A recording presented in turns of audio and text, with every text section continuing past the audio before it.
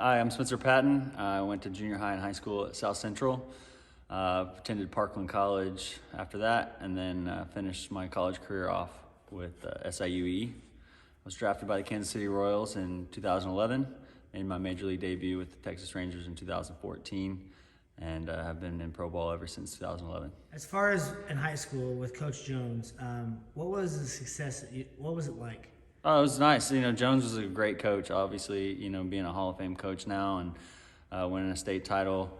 He's coached a lot of good teams. I was fortunate enough to make the varsity team as a freshman, but I got to play under some very talented teams, some guys that at the junior and senior level of high school that were, really good at pushing me. I think they saw talent in me when I was younger, and they were able to push me to be the best player that I could be. So, I had a lot of good success in high school, and I credit to Coach Jones and some of those guys in high school that I went to school with. You were a third-team AllStater and All-Area Player of the Year. What did that mean to you as a senior? It meant a lot. I was really, at that time, wanting to further my career into college, and so having those accolades, I think, really helped me get recognized in the state as a player that wanted to move on and play college. But, I really thought it was, something that I respected a lot, that I got that acknowledgement for some of the hard work that I put in and some of the success that I was having in high school. It was really nice to be honored that way. When South Central won its first ever state title in 2021, what did that mean to you knowing you went to that school? I was just real happy for Coach Jones. I thought that his reign as coach there, he was long overdue for a state title with some of the teams that we had and some of the success that he had as a coach. And I was just real happy for him and for the program and for the school of South Central for sure. And I was definitely proud to be a Cougar at that moment. Who recruited you to go to Parkland? It was their head coach at the time, was Mitch Rosenthal. He had come to watch a couple of games of mine, and he had asked me to come on a visit there. So I had some conversations with him, but he was really the only coach at Parkland that had recruited me and I'd been talking to. 2 years at Parkland. At SIUE, as far as your experience there, what was that like? That was good. Junior college was a good stepping stone and kind of good, firsthand knowledge of what college baseball was going to be like. But then going to Edwardsville, the talent level jumps up a little bit, and we got to play better schools, bigger schools, better talent. So it was kind of eye-opening for me a little bit going from Parkland to SIUE. But, I knew that I had to make the adjustment, and I did just that. In 2011, you were awarded the Division I Rollins Gold Glove Award. What type of award does that mean to you? I always took pride in being the best fielder that I could be. In high school, I was a shortstop, and I really loved fielding my position. And so I always took that aspect into the mound, too. And so I always took pride in doing good PFPs and making sure that if the ball was hitting my direction, I was going to get it and make the out. So it was nice to be awarded for, all that work that I had put in, making sure that I was the best fielding pitcher that I could be. Being co-pitcher of the year in the Coastal League in 2009, what was that like? That summer was a lot of fun, and it was just kind of this culmination of all the stuff that I've been working on at college and then the previous 2 summers in that same team.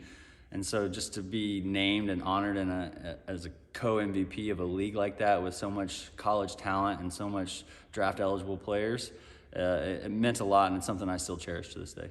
As a team, you guys were ranked number 1 team in the country as far as collegiate-wise. Mm-hmm.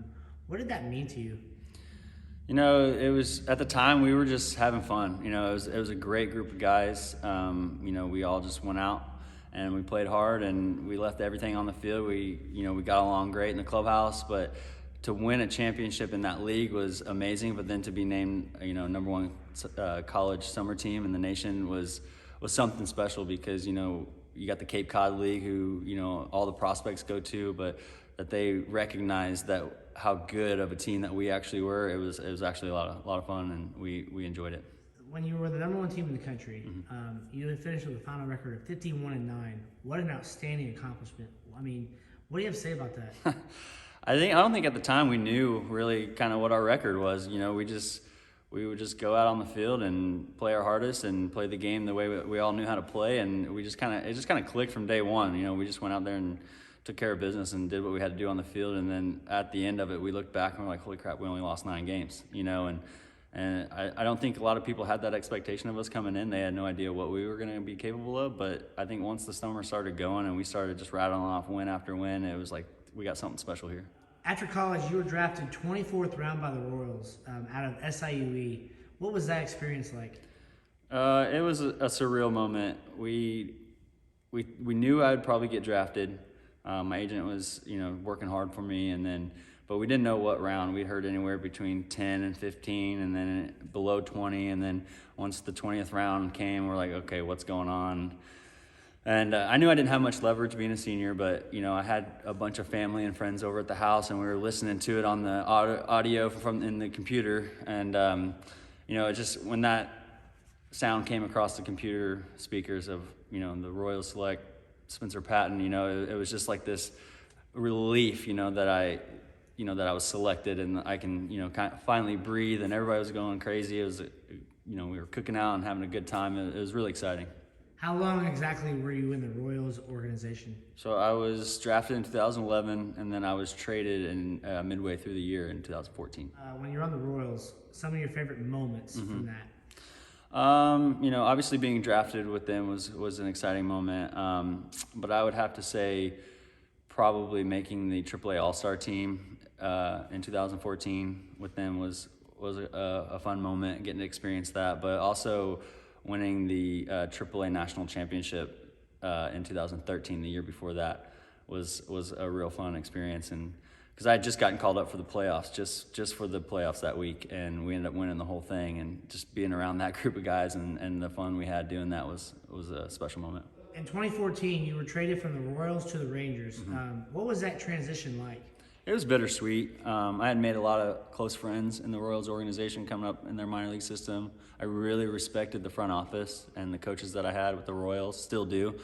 So knowing that when I got the phone call that I was being traded, it was kind of like, oh man, you know, like I really wanted to make it all the way with the Royals. But at the same time, I knew the position the Rangers were in, and I knew that was probably going to be my best shot at the big league. So I was excited for that. Yeah, you know, I obviously, you know, I'm very grateful for the opportunity that they gave me to make my debut in 2014 with them.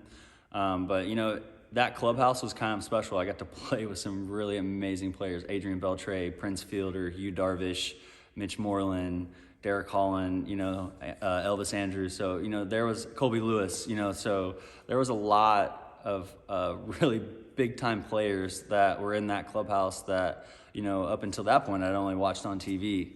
And so it was a really cool moment to be in a clubhouse like that at the big league level with some of these guys that were, you know, very big household names in Texas. So, I mean, that to me was something that was really, really special.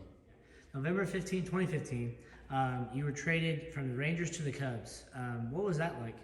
It was interesting because I was sitting in a deer stand when I got the phone call from the assistant GM of the Rangers telling me that I had been traded to the Cubs. So it was kind of funny because the night before I was at a friend's house having dinner, and he's a huge Cardinals fan. And he's like, what happens if you ever play for the Cubs? And I was like, I guess you'll have to be a Cubs fan.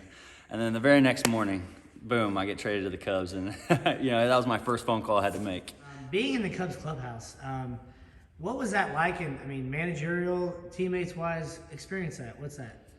It was something that I'd never experienced before. But honestly, it was very similar to that, you know, college summer team we had. You know, everybody was having fun. You know, we were just a good group of guys that got along great, and, you know, we just went out on the field and took care of business. But, you know, you look around that clubhouse and you see the talent with Jake Arrieta, John Lester, John Lackey, David Ross, you know, Rizzo, Zobrist, you know, just you can go up and down that roster and that lineup, and just all those guys are amazing players. And then you throw in a manager like Joe Madden, and some of the staff that we had was just unbelievable. So, I mean, it was a really cool experience to be a part of that and just be around those types of baseball minds. In 2016, when the Cubs won the World Series, you were not a part of the team, but you were still on the 40-man roster. What was that like for you getting a ring? Well, that's such an iconic ring, right? You know, 108 years of not getting one, and then finally I have one. It's a one of those rare things that I'll treasure forever. But I was just real proud of the guys, and very supportive of what they were doing on the field. And I had watch parties at the house. I was cheering them on from home, and I wish I could have been a part of all that personally. But I understand what the organization was doing, and they were trying to win a championship, and I was all for it. So it was a real special year, and definitely something that's gonna live on in my lifetime. So.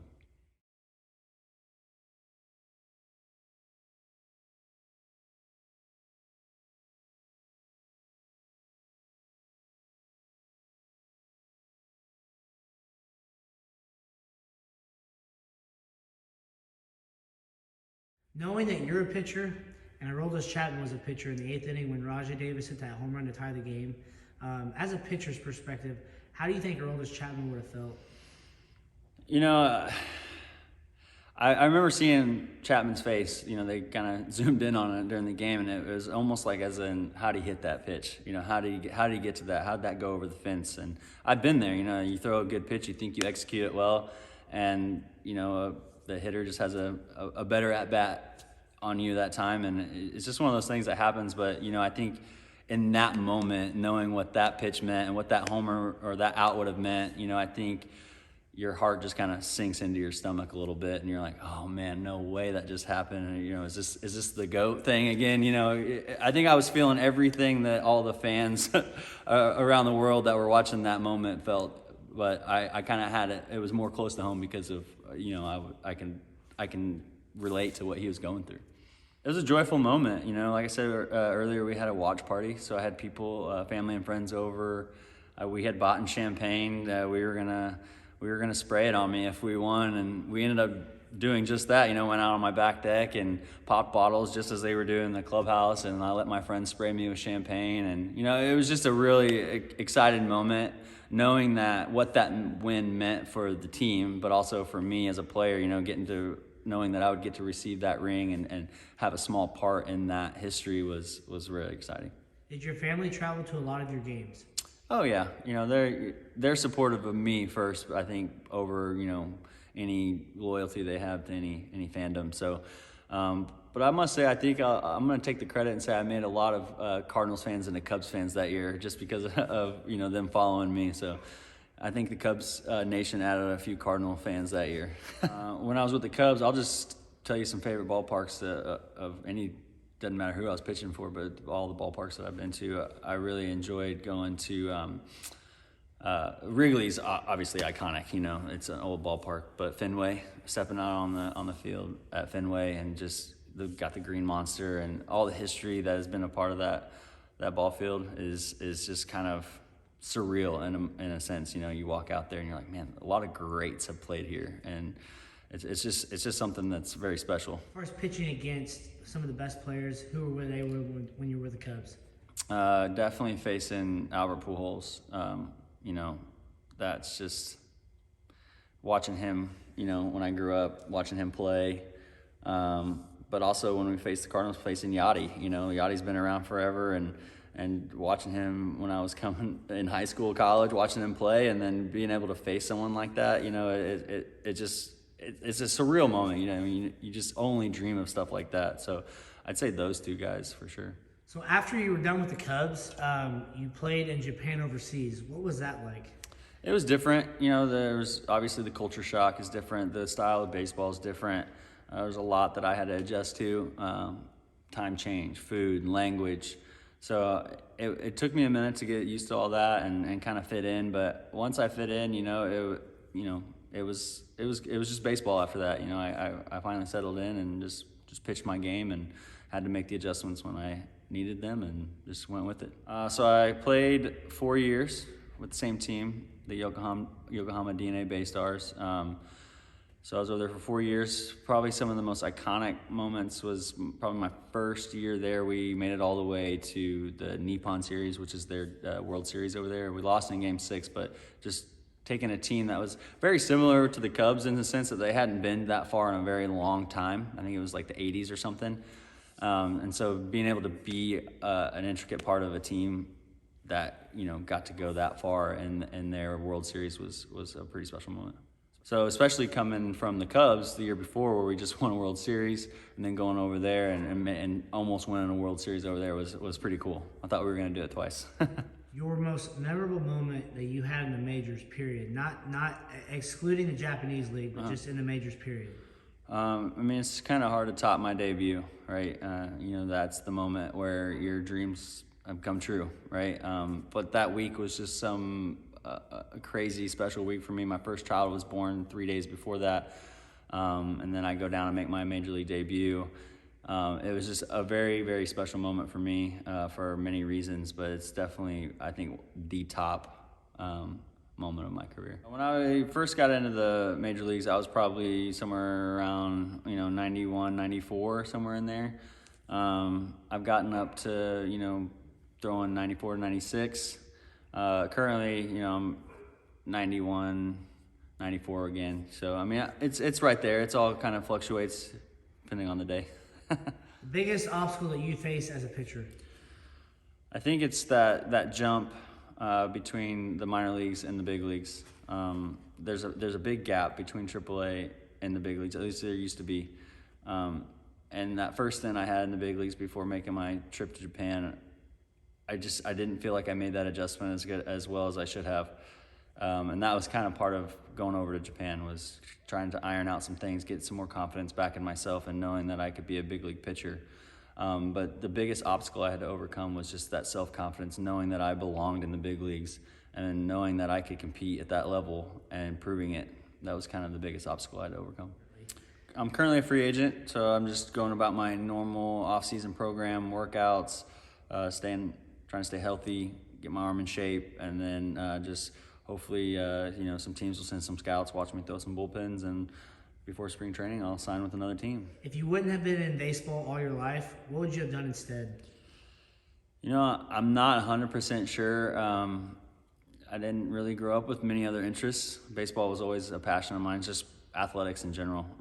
So I could have gone into college as, sports management or, kinesiology or something to do with athletics, but I also like to hunt. So, I mean, there could have been something that I would like to enjoy as far as conservation or some type of outdoorsmanship, something like that. But it's hard to say. It really is, because baseball's always been my first love and a passion of mine. And that's something that, I know that I wanted to pursue, and I did. What made you become so passionate about baseball ever since you were a little kid? I loved watching the games on TV. I loved going to the ballpark with my dad and watching, I was a Cardinals fan growing up, and I just loved going to St. Louis, watching those games. And, we had a rather big yard in my house when I grew up. And so I remember my earliest memories are going out in that yard and picking up a baseball bat and hitting rocks, hitting walnuts, throwing up a baseball and hitting it. So, I mean, from a young age, I just loved to be outside and playing baseball. And I developed a talent for it, and a lot of people at a young age saw that talent in me and told me, that I was good, and so I kept going and I kept improving, and I always wanted to be the best player on the field, and so I think that's just kind of what drove me to where I'm at today. I think it's great what you're doing, Spencer, with this charity that you have for your son. Mm-hmm. What's so special for you, for your son, that you've done for him, and the money that you've raised? What is this all about? So the charity that I'm on the board of is called Hearing the Call, and they provide hearing health care for those that can't otherwise gain access to that, whether it be financial or any other reasons. But it really hits home to us because a couple years ago, my oldest son was diagnosed with unilateral hearing loss. He's deaf in one ear.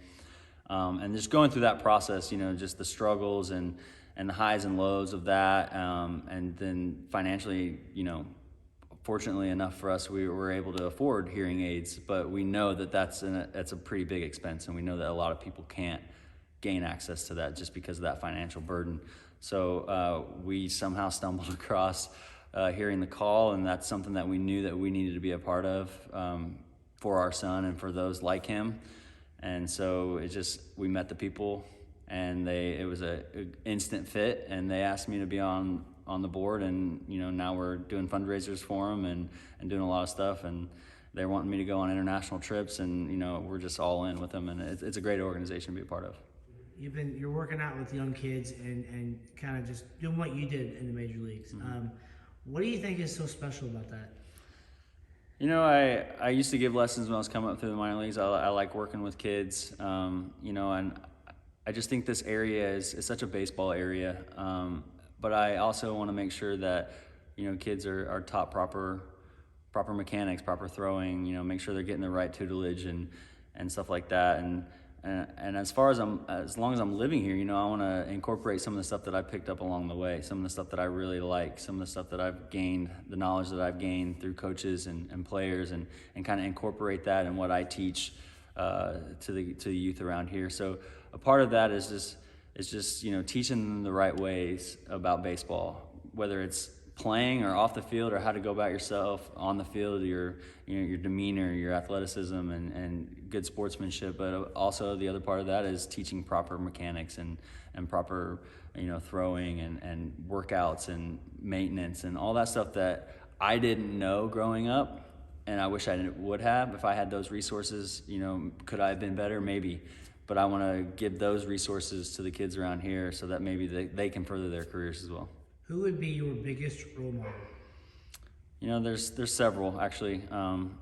One person I really look up to is his name's Marty Adams. He was my junior high baseball and basketball coach. He's from Patoka. He's now the principal in Salem Elementary. But I remember in junior high just him preaching about being a good sport and what it meant to be a student athlete, and then trying to grow us into men. And that's something.